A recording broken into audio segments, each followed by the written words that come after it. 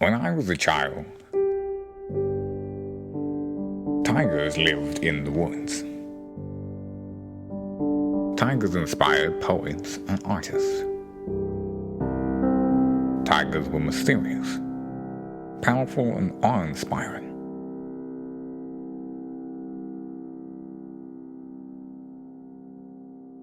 Then large zoos discovered that the public would pay to see them. Then the real abuse started. Private owners of roadside zoos and traveling exhibits learned that people would pay to have their photos taken with tiger cubs, pet the cubs, and even swim with the cubs. These unscrupulous exhibitors rip the cubs away from their mothers as soon as they're born. Imagine the torment this causes both the mother and cubs. The exploiters tell the customers that they do this because cub was orphaned or rejected by the mother. But that's a lie.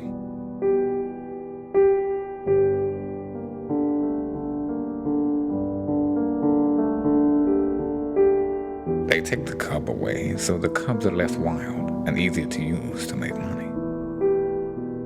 And when the cubs do act naturally, to build the skills they would need in the wild, like biting and clawing, they are punched, slapped, struck with objects, or have their faces shoved in the dirt to punish away their instinctive behaviors.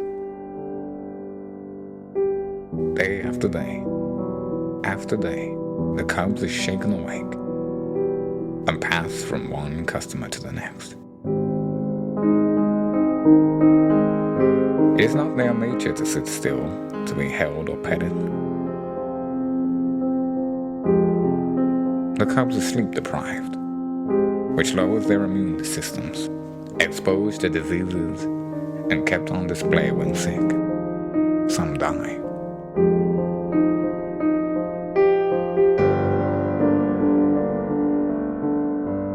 After a few months, when the survivors get too big to handle, things get even worse for the tiger.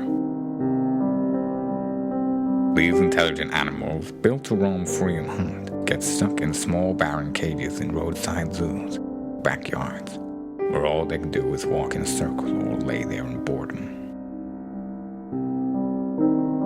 Females that in the wild would only breed once every 2 or 3 years, because they have to raise their cubs and teach them to hunt, are bred soon after their last litter is torn from them. This unnatural incessant breeding results in many dying of cancer.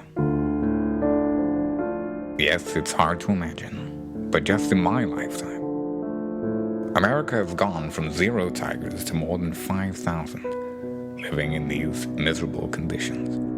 Meanwhile, tigers are nearing extinction in the wild. The breeders claim that petting cubs and sticking the adults in small cages or carting them around in cramped wagons to perform somehow helps conservation in the wild. Experts have proven that the opposite is true. These displays lower interest in saving the tiger from extinction. Imagine if all the money spent petting cubs and raising tigers in cages was spent on saving the tigers in the wild. You can help stop the misery and help the tiger survive in the wild by asking your legislators to pass the Big Cats and Public Safety Protection Act.